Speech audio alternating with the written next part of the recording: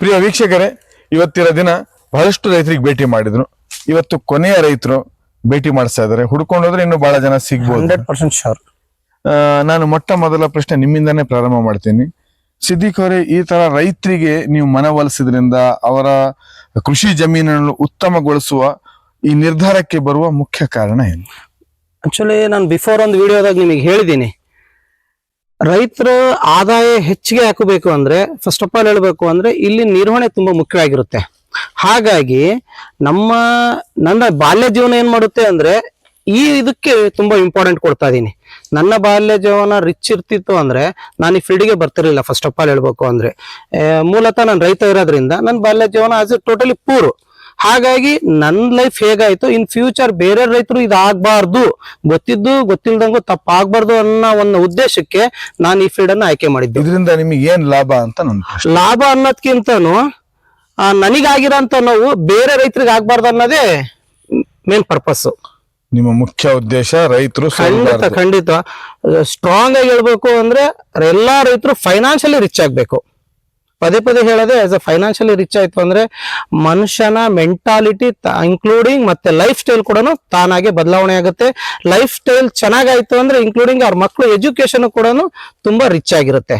I want ಈಗಿನ ಕಾಲಕ್ಕೆ ಬೇಕಾಗಿರೋದು ಮಕ್ಕಳಿಗೆ ಅತಿ ಹೆಚ್ಚು ಎಜುಕೇಶನ್. ಆ ಎಜುಕೇಶನ್ ಇತ್ತು ಅಂದ್ರೆ ಇನ್ ಫ್ಯೂಚರ್ ಅವರು ಕೂಡ ಒಳ್ಳೇದಕ್ಕೆ ಮತ್ತೆ ಕೆಟ್ಟದನ್ನ ಯೋಚನೆ ಮಾಡ್ಬಿಟ್ಟು ಕೆಟ್ಟ ದಾರಿಯನ್ನ ಹೋಗೋದನ್ನ ಬಿಡೋದೇ ಕಾರಣ ಆಗುತ್ತೆ. ಈಗ ನಾನು ಕೃಷಿಕರಾದ ತಮ್ಮ ಭೇಟಿ ಮಾಡಕ್ ಬಂದಿದ್ದೀನಿ. ಸರ್, ತಮ್ಮ ಹೆಸರು? ಸತೀಶ್ ಅಂತ ಸರ್. ಸತೀಶ್, ಎಷ್ಟು ವರ್ಷದಿಂದ ಸಿದ್ದಿಕ್ ಅವ್ರು ನಿಮಗೆ ಈ ಮಾಹಿತಿ ಹಂಚ್ಕೊಳ್ತಾ? 8 ವರ್ಷದಿಂದ ಸುಮಾರು ಪರಿಚಯ ಸರ್ ನಮಗೆ. 8 ವರ್ಷ. ಅವರು ನಿಮಗೆ ಮಾಹಿತಿ ಕೊಡಕ್ಕಿಂತ ಮುಂಚೆ ನಿಮ್ ಕೃಷಿ ಜಮೀನು ಹೇಗಿತ್ತು ಅನ್ನೋದನ್ನ? ಕೃಷಿ ಜಮೀನು ಸರ್ ಇತ್ತು, ಆದ್ರೆ ನಮಗೆ ಇಳುವರಿ ಬರ್ತಿರ್ಲಿಲ್ಲ ಸರ್. ಮೇನ್ ಎಷ್ಟು ವರ್ಷ ತೋಟ ನಿಮ್ದು? ತೋಟ 21 ವರ್ಷದ್ದು ಸರ್. 21 ವರ್ಷ ತೋಟದಲ್ಲಿ 8 ವರ್ಷದ ನಿಮ್ಮ ಸಿದ್ದಿಕ್ ಅವರು ಜೊತೆಗಿದ್ದಾರೆ ಸರ್. ಅವ್ರು ಬಂದಿರೋ ಮಾಹಿತಿಗಳು ಸರ್ ಮುಂಚೆ ಎಲ್ಲ ಸರ್ ನಾವೀಗ ಇವ್ರು ಬರಕ್ಕಿಂತ ಮುಂಚೆ ಸರ್ 200, 220 ಈ ರೀತಿ ಕ್ವಿಂಟಲ್ ಬೀಳತ್ ಸರ್. 4 ಎಕರೆ ಇದೆ ನನ್ನ ಜಮೀನು, ಬೀಳತ್ ಸರ್. ಇವ್ರು ಬಂದು ಮಾಹಿತಿ ಕೊಟ್ಟಾದ್ಮೇಲೆ ಅಡಿಕೆ ಇಳುವರಿನೂ ಬರ್ತಾ ಇದೆ, ತೂಕನೂ ಬರ್ತಾ ಇದೆ, ಮತ್ತೆ ಆದಾಯನೂ ಸ್ವಲ್ಪ ಇನ್ಕ್ರೀಸ್ ಆಗಿದೆ. ಏನ್ ಸಾವಯವ ಪದ್ಧತಿ ಒಳಗೆ ನಿಮ್ಮ ಕೃಷಿ ನಡೆಸ್ತಾ ಇದ್ರು ಅಥವಾ ನೀವು ರಾಸಾಯನಿಕದಲ್ಲಿ ನಡೆಸ್ತಾ ಇದ್ರು? ಸಾವಯವ ಕೃಷಿ ಇದ್ರಲ್ಲಿ ನಡೆಸ್ತಾ ಇದೀವಿ ಸರ್. ಸಾವಯವ ಪದ್ಧತಿ ನಡೆಸ್ತಾ ಇದೀವಿ ಸರ್. ಏನ್ ಇವ್ರು ಯಾವ ತರ ಮಾಹಿತಿ ನಿಮಗೆ ಪ್ರಾರಂಭ ಮಾಡಿದ್ರು? ಮಾಹಿತಿ ಪ್ರಾರಂಭ ಮಾಡಿದೆ ಸರ್ ಇವರು, ನೀವು ಕೆಮಿಕಲ್ಸ್ ಹಾಕಿದ್ರೆ ಅಡಿಕೆ ಮರಗಳು ಅದು ಆಯಸ್ಸು ಕಡಿಮೆ ಆಗ್ತಾ ಹೋಗುತ್ತೆ, ಇಳುವರಿನೂ ಕಡಿಮೆ ಆಗ್ತಾ ಹೋಗುತ್ತೆ ಅಂತ ಮಾಹಿತಿ ಕೊಟ್ಟಾದ್ಮೇಲೆ ಸಾವಯವ ಕೃಷಿ ಪ್ರಾರಂಭ ಮಾಡಿ ಅಂತ ಹೇಳಿದ್ಮೇಲೆ ಅದನ್ನ ಪ್ರಾರಂಭ ಮಾಡಿದ್ವಿ ಸರ್. ಅವರೆಲ್ಲ ಮಣ್ಣು ಪರೀಕ್ಷೆ ಮಾಡ್ತಾರೆ ಅಂತ ಹೇಳಿದ್ರು. ಮಣ್ಣು ಪರೀಕ್ಷೆ ಎಲ್ಲ ಮಾಡಿದ್ದಾರೆ, ನಿಮ್ಮ ಹತ್ರನೂ ಮಾಡಿಸಿದ್ದಾರೆ ಸರ್. ಈ ಮುಂಚೆ ಇಳುವರಿ ಲೆಕ್ಕಾಚಾರದಲ್ಲಿ ಎಷ್ಟು ಕ್ವಿಂಟಲ್ ಬೆಳೀತಾ ಇದ್ರಿ? ಮುಂಚೆ ಸರ್ ನಾವು 4 ಎಕರೆಯಿಂದ ಸರ್ ನಾವು 210, 220 ಕ್ವಿಂಟಲ್ ಬೆಳೆಯೋದಕ್ಕೆ ಇದಾಗತ್ತೆ ಸರ್. ಈಗ ಎಷ್ಟು ಬೆಳೀತಾ? ಈಗ 300ರಿಂದ 320 ಕ್ವಿಂಟಲ್ ಬೆಳೀತಾ ಇದೀವಿ ಸರ್ 4 ಎಕರೆಗೆ. ಖರ್ಚು ವೆಚ್ಚ ಅಂತ ಬರುತ್ತಲ್ಲ, ಈ ಸಾವಯವ ಪದ್ಧತಿ ಒಳಗೆ ಗೊಬ್ಬರ ಶೇಖರಣೆ ಮಾಡಿಲ್ಲ ಮಾಡೋದಕ್ಕೆ ಎಷ್ಟು ಖರ್ಚು ಬರ್ತಾ ಇದೆ ನಿಮಗೆ ವರ್ಷಕ್ಕೆ? ಸುಮಾರು ಎಕರೆಗೆ 25,000 ರೂಪಾಯಿ ಖರ್ಚು ಬರ್ತಾ ಇದೆ ಸರ್ ನಮಗೆ. ಸರ್, ಈ ಖರ್ಚು ವೆಚ್ಚ ಅಂತ ಬರುತ್ತಲ್ಲ, ಮುಂಚೆಗೂ ಇವಾಗ್ಲೂ ಏನ್ ವ್ಯತ್ಯಾಸ ಅಂತ ಸರ್? ಮುಂಚೆನೂ ಅಷ್ಟೇ ಬರೋ ಸರ್, ಆಜುಬಾಜಲ್ಲಿ ಈಗಲೂ ಅಷ್ಟೇ ಬರ್ತಾ ಇದೆ ಸರ್. ಆದ್ರೆ ಈಗ ಇಳುವರಿ ಜಾಸ್ತಿ ಬರ್ತಾ ಇದೆ ಸರ್. ನೀವು ಅವಾಗ ಖರ್ಚು ನಿರ್ವಹಣೆ ಮಾಡ್ತಾ ಇದ್ದಿದ್ದು 1 ಲಕ್ಷದ ಆಸುಪಾಸಲ್ಲಿ ಇತ್ತು ಸರ್. ಈಗಲೂ ಇದಕ್ಕೆ ಔಷಧಿ ಉಪಚಾರ ಅಂತ ಹೇಳಿ ಲಕ್ಷದ ಆಸುಪಾಸ ಇದೆ ಸರ್. ಮತ್ತೆ ಅಷ್ಟೇ ಇರ್ಬೇಕಾದ್ರೆ ಮತ್ತೆ ಇದಕ್ಕೆ ಯಾಕೆ ಬಂದ್ರಿ? ಇದಕ್ಕೆ ಇಳುವರಿ ಜಾಸ್ತಿ ಬರ್ತಾ ಇದೆಲ್ಲ ಸರ್. ನಮಗೆ ವರ್ಷಕ್ಕೆ ಎಕರೆಗೆ ಜಾಸ್ತಿ ಇನ್ಕಮ್ ಬರ್ತಾ ಇದೆಲ್ಲ ಸರ್. ಹಾಗಾಗಿ ಇದಕ್ ಬಂದು ಸರ್. ಅಷ್ಟೇ ಖರ್ಚು ವೆಚ್ಚದಲ್ಲಿ ಇನ್ಕಮ್ ನಿಮಗೆ 100 ಕ್ವಿಂಟಲ್ ಜಾಸ್ತಿ ಆಗಿದೆ ಸರ್. ಆ ಲೆಕ್ಕಾಚಾರದಲ್ಲಿ ಸಿದ್ದಿಕ್ ಅವ್ರ ಮಾಹಿತಿ ಪ್ರಕಾರ ನೀವು ಕೃಷಿ ಮಾಡ್ತಾ ಇದೀವಿ ಸರ್. ಸಿದ್ದಿಕ್ ಅವ್ರ, ಇದು ಏನ್ ನಿಮ್ಮ ತಂತ್ರಜ್ಞಾನ? ಏನ್ ಮಾಡ್ತೀರಿ? ತಂತ್ರಜ್ಞಾನ ಅನ್ನೋದು ಏನಿರಲ್ಲ ಸರ್. ಫಸ್ಟ್ ಆಫ್ ಆಲ್ ನಾವು ಫ್ಲಾಟ್ ವಿಸಿಟ್ ಮಾಡಿದಾಗ ಮೂಲತಃ ರೈತರು ಇಂದು ವರ್ಷ ಏನ್ ಮಾಡ್ತಾ ಇದ್ರು ಫಸ್ಟ್ ಅದನ್ನ ನಾವು ಕನ್ಸಿಡರ್ ಮಾಡ್ತೀವಿ. ಯಾಕೆ ಅಂದ್ರೆ ಅತಿ ಹೆಚ್ಚು ನಾನು ಬಿಫೋರ್ ವಿಡಿಯೋದಾಗ ಹೇಳಿದಾಗ ಅತಿ ಹೆಚ್ಚು ರೈತರು ಏನ್ ಮಾಡ್ತಾರೆ, ಓನ್ಲಿ ಫಾರ್ NPK ಅಷ್ಟಿಗೆ ಮಾತ್ರ ಅಡಿಟ್ ಆಗಿದ್ದಾರೆ. ಇಲ್ಲಿ NPK ಅಷ್ಟೇ ವರ್ಕ್ ಆಗಲ್ಲ ಸರ್, ಇನ್ಕ್ಲೂಡ್ NPK ಬೇಕು. ಅದು ಪ್ರಮುಖ ಪೋಷಕಾಂಶಗಳು. ನಮಗೇನ್ ಬೇಕು? ಪ್ರಮುಖ ಪೋಷಕಾಂಶಗಳು ಬೇಕು, ಮತ್ತೆ ಬೇಕು, ಮತ್ತೆ ಇಷ್ಟೆಲ್ಲ ಇದ್ದಾಗ ಮಾತ್ರ ನಾವು ಸಮತೋಲನವಾಗಿ ಒಳ್ಳೆ ಇಳುವರಿ ತೆಗಿಬಹುದು ಹೊರತು ಬರೀ NPK ಒಂದು ಇದರಲ್ಲಿ ನಾವೇನಾಗುತ್ತೆ ಅಂದ್ರೆ ಅವಾಗ ಇಳುವರಿ ತಾನಾಗೆ ಕುಗ್ತಾ ಹೋಗುತ್ತೆ. ಇನ್ಕ್ಲೂಡಿಂಗ್ ಅವಾಗ ಏನ್ ಮಾಡ್ತಾರೆ ರೈತರು ಏನ್ ಮಾಡ್ತಾ ಇದಾರೆ ಮೂಲತಃ ಅಂದ್ರೆ ಬರೀ NPK ಅಂದಾಗ ಒಂದ್ ಗಿಡಕ್ಕೆ ಅರ್ಧ ಕೆಜಿ 1 kg ವರೆಗೂ ರೆಕಮೆಂಡ್ ಮಾಡುವಂತ ರೈತರು ನೋಡಿದೀವಿ ನಾವು. 1 kg ಕೊಟ್ಟರು ಕೂಡ ಅನ್ಯೂಸ್ ಅದು ಭೂಮಿತಾಯಿ ತಗೊಳ್ಳೋದು ಇಲ್ಲ, ಆ ಬೇರುಗಳು ತಗೊಳ್ಳೋದು ಇಲ್ಲ, ಅದಕ್ಕೆ ಎಷ್ಟು ಬೇಕೋ ಅಷ್ಟೇನೆ ತಗೊಳ್ಳೋಂಥದ್ದು. ಅದೇ ತುಂಬಿದ್ರ ಮೇಲೆ ಊಟ ತಗೊಳಲ್ಲ ವ್ಯಕ್ತಿ, ಖಂಡಿತವಾಗಿ ಆ ತರ ಗಿಡಗಳು ನೀವು ಜಾಸ್ತಿ ಯಥೇಚ್ಛವಾಗಿ ಗೊಬ್ಬರ ಹಾಕಿದ್ರೆ ತಗೊಳಲ್ಲ. ಖಂಡಿತವಾಗಿ ಅಲ್ಲಿ ಉಪಯೋಗ ಇಲ್ಲ. ಅಲ್ಲಿ ಏನ್ ಬೇಕೋ ಅದನ್ನ ಸಂಪೂರ್ಣವಾಗಿ ಒದಗಿಸ್ತಾ ಇಲ್ಲ. ನಮ್ಮ ಸತೀಶ್ ಪಾಲ್ ಸರ್ ಆಗಿ ಇರ್ಬೋದು, ಇನ್ಕ್ಲೂಡ್ ಬೇರೆ ರೈತರಾಗಿರ್ಬೋದು, ಅವರು ಕೂಡ ಏನ್ ಮಾಡ್ತಾರೆ ಅಲ್ಲಿಗೆ ಏನ್ ಬೇಕು ಅನ್ನೋದು ಫಸ್ಟ್ ಆಫ್ ಆಲ್ ಅವ್ರಿಗೆ ಸಂಪೂರ್ಣ ಮಾಹಿತಿ ಇಲ್ದಾಗ ಏನಾಗುತ್ತೆ ಅಂದ್ರೆ ಹೋಗೋದು ಒಂದು 20 ಚೀಲನೋ 30 ಚೀಲನೋ ಗೊಬ್ಬರ ತರೋದು ಹಾಕೋದು. ಅಲ್ಲಿ ನೋಡಿದ್ರೆ ಅಲ್ಲಿ ಸರಾಸರಿ ಏನು ಎಲ್ಲರೂ ತೆಗ್ದಾಗ ಒಂದ್ ಎಕರೆಗೆ ಒಂದು 50 ಕ್ವಿಂಟಲ್ ತೆಗಿತಾರೆ. ಈಗ ಸಾವಯವ ರಾಸಾಯನಿಕ ಮಧ್ಯದಲ್ಲಿ ಒಂದು ಪೈಪೋಟಿ ನಡೀತಾ ಇದೆ. ನೀವು ಕೊಡುವಂತಹ ಮಾಹಿತಿ ಯಾವ ತರದ್ದಾಗಿರುತ್ತೆ? ಆಕ್ಚುಲಿ ನಾವು ನೋಡಿ ಸರ್, ಸಾಯಿಲ್ ಅನ್ನ ನಾವು ಫ್ಲಾಟ್ ವಿಸಿಟ್ ಮಾಡಿದಾಗ ಸಾಯಿಲ್ ಟೆಸ್ಟ್ ಮಾಡಿಸ್ತೀವಿ. ಸಾಯಿಲ್ ಟೆಸ್ಟ್ ಮಾಡಿದಾಗ ಏನಾಗುತ್ತೆ ಅಂದ್ರೆ ಅಲ್ಲಿ ಏನ್ ಡಿಫಿಷಿಯನ್ಸಿ ಇದೆ ಅಂದ್ರೆ ಪೋಷಕಾಂಶಗಳ ಕುಂದುಕೊರತೆ ಏನಿದೆ, ಡಿಸೀಸ್ ಏನಿದೆ, ಅದಕ್ಕೆ ತಕ್ಕಂತೆ ನಾವು ಗೈಡ್ ಮಾಡ್ತೀವಿ ಹೊರತು ಯಾವ್ದೋ ಕಂಪ್ನಿ ಪ್ರಾಡಕ್ಟ್ ಇದೆ ನಾವೇನೋ ಒಂದು ಗೈಡ್ ಮಾಡ್ತೀವಿ ಅನ್ನೋ ಕಾನ್ಸೆಪ್ಟ್ ಅಲ್ಲಿ ನಾವು ಯಾವ್ದೇ ಕಾರಣಕ್ಕೂ ಫಾರ್ಮರ್ ಗೈಡ್ ಮಾಡಲ್ಲ. ರೋಗಿಗೆ ಬೇಕಾಗುವಂತ ಔಷಧಿ ಉಪಚಾರ ತರ ಈ ತೋಟಕ್ಕೆ ಬೇಕಾಗುವಂತ ಏನು ಅವಶ್ಯಕತೆ ಇದೆ ಆ ತರ ಮಾಹಿತಿ ಅನ್ಕೊಂತಾ ಇದೀನಿ ನಾನು. ಇಲ್ಲ ಅನ್ಕೊಳ್ಳೋದಲ್ಲ, ಆಸ್ ಅ ಫ್ಯಾಕ್ಟ್. ಈಗ ನೀವು ಈ ಮುಂಚೆ ಹೇಳಿದ್ರಿ ಸರಿಸುಮಾರು 1000ಕ್ಕಿಂತ ಅಧಿಕ ರೈತರು ನಿಮ್ಮ ಹತ್ರ ಖಂಡಿತ ಸಲಹೆ ತಗೊಳ್ತಿದಾರ ಅಂತ ಹೇಳಿ. ಈಗ ನೀವು ಅದು ಸಲಹೆ ಯಾರು ಹೆಂಗ್ ಬೇಕಾದ್ರೂ ತಗೋಬಹುದು ಅಂದ್ರೆ ಎಲ್ಲಿ ತಗೋಬೇಕಾಗತ್ತೆ? ಈಗ ಆ ಉದ್ದೇಶಕ್ಕೆ ನಾವೇನ್ ಮಾಡಿದೀವಿ ಅಂದ್ರೆ ಪರ್ಟಿಕ್ಯುಲರ್ ಆಗಿ ಒಂದು ಪ್ಲೇಸ್ ಅನ್ನ ಚೂಸ್ ಮಾಡ್ಬಿಟ್ಟು ಒಂದು ಆಫೀಸ್ ಮಾಡಿದೀವಿ. ಅಂದ್ರೆ ಎಮ್ಮೆ ಗಾಂಧಿನಗರದಲ್ಲಿ ಏನ್ ಮಾಡಿದೀವಿ, ಭೂಮಿ ಮಿತ್ರ ಸಾವಯವ ಕೃಷಿ ಕೇಂದ್ರ ಅಂತ ಹೇಳ್ಬಿಟ್ಟು ನಮ್ದೇ ಆದ ಒಂದ್ ಏನ್ ಮಾಡಿದೀವಿ ಆಫೀಸ್ ಮಾಡಿದೀವಿ. ಖಂಡಿತವಾಗಿ ರೈತರು ಅಲ್ಲಿ ಬಂದ್ಬಿಟ್ಟು ಭೇಟಿ ಆಗ್ಬಿಟ್ಟು ನಮ್ಮನ್ನ ಅವ್ರಿಗೆ ಏನ್ ಬೇಕು ಅದನ್ನ ನಾವು ಸಲಹೆ ಮಾಹಿತಿ ಬೇಕು ಅಂದ್ರೆ ಮಾಹಿತಿ ಪಡ್ಕೊಳಕ್ ಒಂದು ಕೇಂದ್ರನು ಮಾಡ್ಕೊಂಡು ಖಂಡಿತ ಮಾಡಿದೀವಿ ಸರ್. ಏನಿದೆ ನಿಮ್ ಕೇಂದ್ರದ ಫೆಸಿಲಿಟಿ? ಕೇಂದ್ರದ ಫೆಸಿಲಿಟಿ ಅಂದ್ರೆ ಎನಿ ಟೈಮ್ ನಮಗೆ ಅವ್ರು ಕಾಲ್ ಮಾಡ್ಬೋದು 24 hour. ಗೊತ್ತಾಯ್ತರ? ಹಾಗಂತ 12 ಗಂಟೆಗೆ ಮಾಡಬೇಡಿ. ಸರ್ವಿಸ್ ಟೈಮ್ ಅಲ್ಲಿ ಇತ್ತಲ್ಲ ಅವರೇಜ್ ನಾವು 9 ಗಂಟೆಯಿಂದ 10 ಗಂಟೆವರೆಗೂ ಅವ್ರಿಗೆ ನಾವು ಕಮ್ಯುನಿಕೇಟ್ ಆಗಿರ್ತೀವಿ. ವಿತಿನ್ 1 or 2 days ಬಿಫೋರ್ ಅವ್ರು ನಮಗೆ ಕಾಲ್ ಮಾಡಿದ್ರೆ ಖಂಡಿತ ಅವ್ರಿಗೆ ಇಂಥ ಡೇ ಅಂತ ಹೇಳ್ಬಿಟ್ಟು ಅವರಿಗೆ ಇನ್ಫಾರ್ಮ್ ಮಾಡ್ತೀವಿ. ಆ ಡೇಟಿಗೆ ಹೋಗ್ಬಿಟ್ಟು ಫ್ಲಾಟ್ ವಿಸಿಟ್ ಮಾಡಿ ಅವ್ರಿಗೆ ಏನ್ ನೀಡಿದೆ ಅಂದ್ರೆ ಐ ಥಿಂಕ್ ಅವ್ರಿಗೆ ಫ್ಲಾಟಿಗೆ ಏನ್ ಅವಶ್ಯಕತೆ ಅದಕ್ಕೆ ತಕ್ಕಂತೆ ನಾವು ಅವ್ರಿಗೆ ಸಲಹೆ ಕೊಡ್ತೀವಿ ಸರ್. ಈಗ ಒಂದು ರೈತರು ನೀವು ಮಾಹಿತಿ ಕೊಡ್ಬೇಕಾದ್ರೆ ಒಂದು ಖರ್ಚು ವೆಚ್ಚ ಅಂತ ನಿಗದಿಪಡಿಸೋದಾದ್ರೆ ನಿಮ್ ಕಡೆಯಿಂದ ಏನು ಅಂತ ನನ್ನ ಪ್ರಶ್ನೆ ಸರ್. ನಮ್ದು ಎಕ್ಸ್ಪೆಕ್ಟೇಷನ್ಸ್ ಏನು ಇರಲ್ಲ, ಹೋಗ್ ಬರೋ ಅಂತ ಎಕ್ಸ್ಪೆನ್ಸಿವ್ ಏನಿದೆ ಅದು. ಆಮೇಲೆ ಸಾಯಿಲ್ ಟೆಸ್ಟಿಗೆ ಅಂತ ಸಾಯಿಲ್ ಶಾಂಪಲ್ ಅಂತ ತೆಗ್ದಾಗ ಅದ್ರ ಎಕ್ಸ್ಪೆನ್ಸಿವ್ ಮಾತ್ರ. ಮಣ್ಣು ಪರೀಕ್ಷೆಗೆ ಖರ್ಚು ಬರುತ್ತಾ? ಹೌದು, ಖಂಡಿತ ಸರ್, ಖಂಡಿತ ಬರುತ್ತೆ. ಈ ಮಣ್ಣು ಪರೀಕ್ಷೆ ಬಹಳ ಕೇಳಿದೀನಿ. ನೀವು ಮಣ್ಣು ಪರೀಕ್ಷೆ ಯಾವ ತರ ಮಾಡಿಸ್ತೀವಿ? ನಾವ್ ಯಾವ ತರ ಮಾಡ್ತೀವಿ ಅಂದ್ರೆ ಆಸ್ ಎ ಟೆಕ್ನಿಕಲಿ ಮಾಡ್ತೀವಿ ಸರ್. ಟೆಕ್ನಿಕಲ್ ಏನ್ ಮಾಡ್ತೀವಿ ಅಂದ್ರೆ 1 ಎಕರೆಯಲ್ಲಿ ಮಿನಿಮಮ್ ಅಂದ್ರೆ 1 ಎಕರೆ ಆಗಿರ್ಬೋದು ಅಥವಾ ಒಂದು ಪ್ರದೇಶ ಆಗಿರ್ಬೋದು. ಉದಾಹರಣೆಗೆ ಈಗ ನಮ್ ಸತೀಶ್ ಪಾಲ್ ಅವ್ರದ್ದು 4 ಎಕರೆ ಇದೆ. ಅಲ್ಲೇನ್ ಮಾಡ್ತೀವಿ 5 ರಿಂದ 6 ಶಾಂಪಲ್ ತೆಗಿತೀವಿ. ಟ್ರಯಾಂಗಲ್ ಅಲ್ಲಿ ತೆಗೆದ್ಬಿಟ್ಟು ಆಳವಾಗಿ ತೆಗೆದ್ಬಿಟ್ಟು ನಿಯರ್ ಬೈ 1 2 feet ಅನ್ಕೊಡ್ರಿ ಅಷ್ಟು ತೆಗೆದ್ಬಿಟ್ಟು ಮೇಗ್ಲಿ ಲೇಯರ್ ಇಂದ ಕೂಡ ನಾವು ಮಣ್ಣು ತೆಗಿತೀವಿ. ಮೇಗ್ಲಿ ಲೇಯರ್ ಇಂದ ತೆಗೆದ್ಬಿಟ್ಟು ಏನ್ ಮಾಡ್ತೀವಿ ಅಂದ್ರೆ ಅದನ್ನ ಸಂಪೂರ್ಣವಾಗಿ ಲ್ಯಾಬಿಗೆ ಕಳಿಸ್ಬಿಟ್ಟು ಅದು ಪ್ರೊಸೀಜರ್ ಹೇಗಿರುತ್ತೆ ಅಂದ್ರೆ ಎಲ್ಲ 6 ಶಾಂಪಲ್ ಏನ್ ತೆಗಿತೀವಿ 6 ಶಾಂಪಲ್ ಅನ್ನು ಮಿಕ್ಸ್ ಮಾಡ್ಬಿಟ್ಟು ನಾವು ವಾತಾವರಣ ಹೇಗಿರ್ಬೇಕು, ಬಿಸಿಲಲ್ಲಿ ಇರಬಾರ್ದು, ಅದನ್ನ ನೆರಳಲ್ಲಿ ಡ್ರೈ ಮಾಡ್ಬಿಟ್ಟು ತದನಂತರ ಅದನ್ನ ಕ್ಲೀನ್ ಆಗಿ ಸಾಣಿಸ್ಬಿಟ್ಟು ಅಂದ್ರೆ ಲ್ಯಾಬಲ್ ಆಗಂತ ಪ್ರೊಸೀಜರ್ ಇದೆ. ಆಮೇಲೆ ಏನ್ ಮಾಡ್ತೀವಿ ಅಂದ್ರೆ ಲ್ಯಾಬ್ ಅಲ್ಲಿ ಅದು ಚೆಕ್ ಮಾಡ್ತಾರೆ. ಅದು ಅನಾಲಿಸಿಸ್ ರಿಪೋರ್ಟ್ ಏನ್ ಬರುತ್ತೋ ಅದರ ಆಧಾರದ ಮೇಲೆ ನಾವು ನಿಮಗೆ ಗೈಡ್ ಮಾಡ್ತಾ ಹೋಗ್ತೀವಿ. 1 ಎಕರೆ ಅಥವಾ 4 ಎಕರೆ ಮಣ್ಣು ಪರೀಕ್ಷೆ ಮಾಡೋ ಸಮಯ ಎಷ್ಟು ಬೇಕಾಗ್ಬೋದು ಸರ್? ಈಗ ಏನಾಗುತ್ತೆ ಅಂದ್ರೆ ಪ್ರೈವೇಟ್ ಕಂಪ್ನಿಗಳಲ್ಲಿ ಪ್ರೈವೇಟಿಸಮ್ ಮಾಡಿದಾಗ ಏನಾಗುತ್ತೆ ಅಂದ್ರೆ ನಿಯರ್ ಬೈ ವಿತಿನ್ 15 days ಅಲ್ಲಿ ನಮಗೆ ಅನಾಲಿಸಿಸ್ ಸಿಗುತ್ತೆ. ದಿನ ಬೇಕು. 15 ಲೆಕ್ಕಾಚಾರದಲ್ಲಿ ಎಷ್ಟು ಬೇಕಾಗುತ್ತೆ? ಮಿನಿಮಮ್ 1 week ಅಂತೂ ಬೇಕು ಸರ್. ಯಾಕೆಂದ್ರೆ ಪ್ರೊಸೀಜರ್ ಇದೆ. ಯಾಕೆಂದ್ರೆ ಮಣ್ಣು ಡ್ರೈ ಆಗ್ಬೇಕು, ಅದು ಗಾಳಿಯಲ್ಲೇ ಮಣ್ಣು ಡ್ರೈ ಆಗ್ಬೇಕು. ಒಣಗಿದ ಮಣ್ಣನ್ನು ಪರೀಕ್ಷೆಗೆ ಹಾಕ್ಬೇಕು. ಖಂಡಿತವಾಗಿ ಇಲ್ಲಿ ನಾವು ತಗೊಂಡೋಗಿರೋಂತ ಮಣ್ಣನ್ನ ನಾವು ಡೈರೆಕ್ಟ್ ಆಗಿ ಅಲ್ಲಿ ಯಾವ್ದೇ ಕಾರಣಕ್ಕೂ ಮಣ್ಣು ಪರೀಕ್ಷೆ ಮಾಡದೆ ನೀವು ಸಲಹೆ ಕೊಡಲ್ಲ? ಮಣ್ಣು ಪರೀಕ್ಷೆ ಮಾಡಿದ್ರೆ ಸಲಹೆ ಕೊಡ್ತೀವಿ. ಏನಾಗುತ್ತೆ ಸ್ವಲ್ಪ ಮಟ್ಟಿಗೆ ಏನಾದ್ರು ಕುಂದುಕೊರತೆ ಇದ್ದಾಗ ನಾವು ಅಬ್ಸರ್ವೇಷನ್ ಅಲ್ಲಿ ಏನ್ ಮಾಡ್ತೀವಿ ಅಂದ್ರೆ ಆ ಟೈಮ್ ಅಲ್ಲಿ ನಾವು ಖಂಡಿತವಾಗಿ ಗೈಡ್ ಮಾಡ್ತೀವಿ.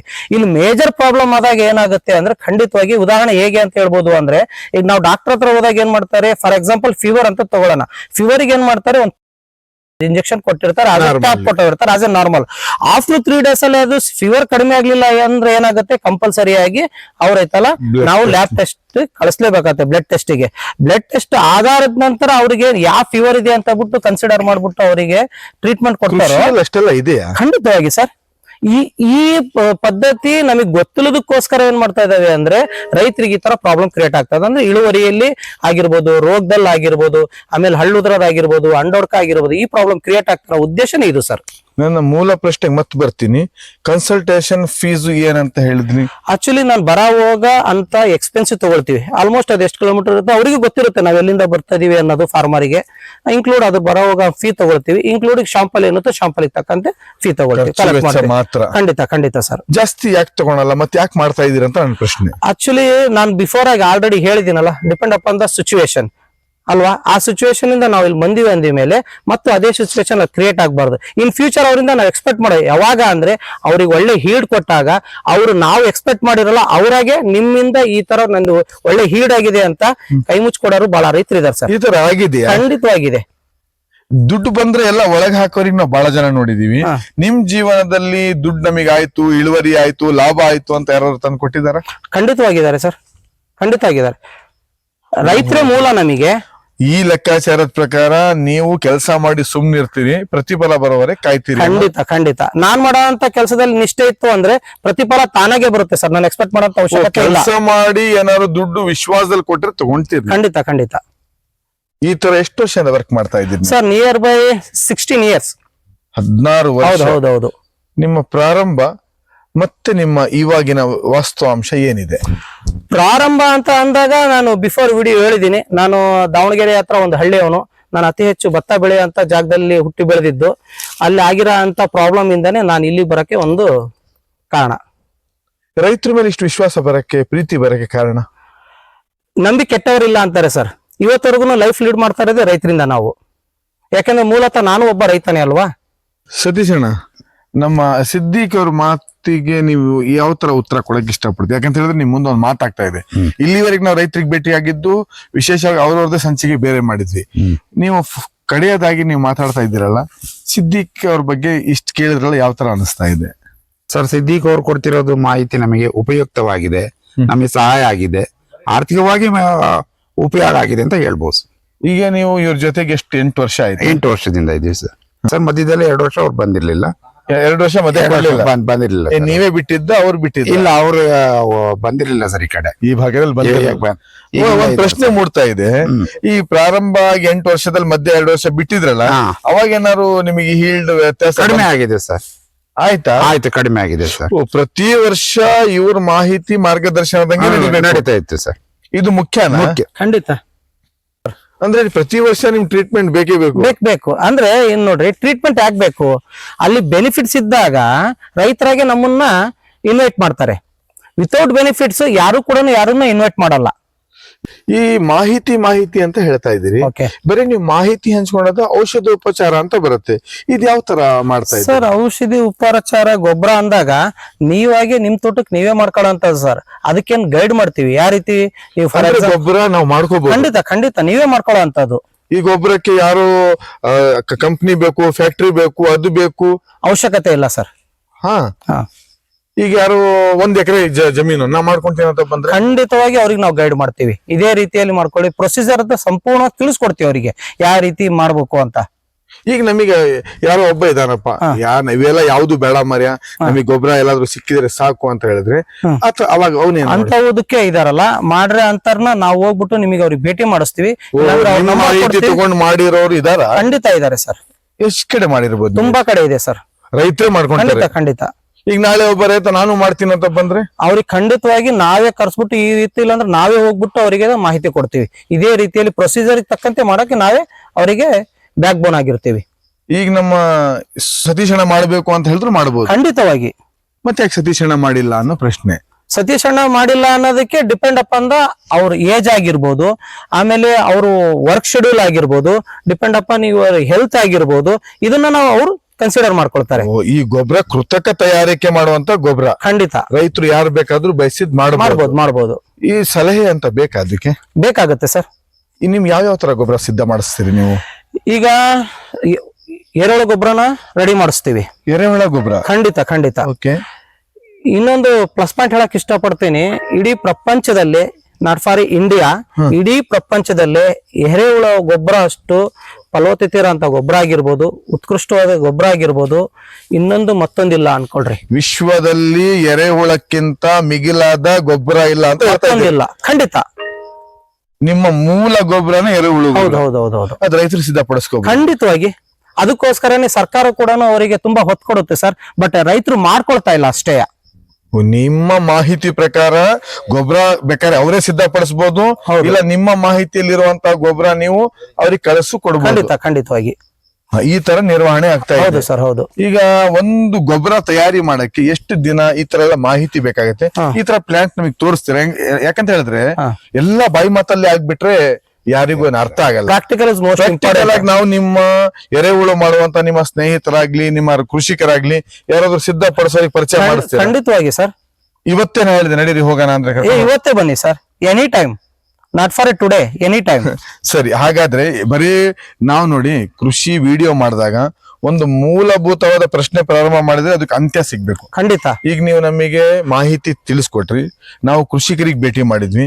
ಈಗ ನೀವು ಗೊಬ್ಬರ ತಯಾರಿಕೆ ಮಾಡುವಂತ ಒಂದು ಕೇಂದ್ರ ಕರ್ಕೊಂಡು ಹೋಗ್ತೀನಿ ಅಂತೀರಿ. ಖಂಡಿತ. ನಾವು ಬರಕ್ಕೂ ಸಿದ್ಧ, ನೀವು ಕರ್ಕೊಂಡು ಹೋಗಿ ಸಿದ್ಧ. ಖಂಡಿತ, ಖಂಡಿತವಾಗಿ. ಬನ್ನಿ ವೀಕ್ಷಕರೇ, ನಮ್ಮ ಸಿದ್ದಿಕ್ ಅವರ ಮಾರ್ಗದರ್ಶನದಲ್ಲಿ ಗೊಬ್ಬರ ರೆಡಿ ಮಾಡ್ತಾರಂತೆ. ಯಾವ ತರ ಮಾಡ್ತಾರೆ, ಎಷ್ಟು ದಿನ ಆಗತ್ತೆ, ಆ ಗೊಬ್ಬರ ಸಿದ್ಧತೆ ಯಾವ ತರ ಇದೆ ಅಂತ ಹೇಳಿ ನೋಡ್ಕೊಬರೋಣ.